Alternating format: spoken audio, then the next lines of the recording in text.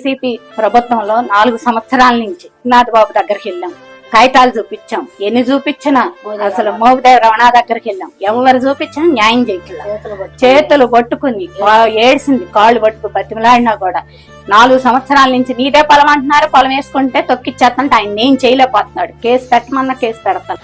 పంట వేసుకొని ఇట్లా పంటతో వేసుకున్న దాన్ని తొక్కిచ్చేసేస్తున్నారు.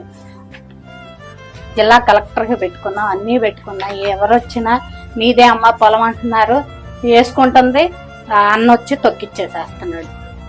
కాగితాలు ఎక్కడికక్కడికి మేము సచివాలయంలో పెట్టిన సర్వే వాళ్ళు ఇంకే చదువుతున్నారు అని ఎక్కడికి వచ్చినా ఆయన నాపేపిస్తున్నారు. అసలు న్యాయం జరగట్లేదు.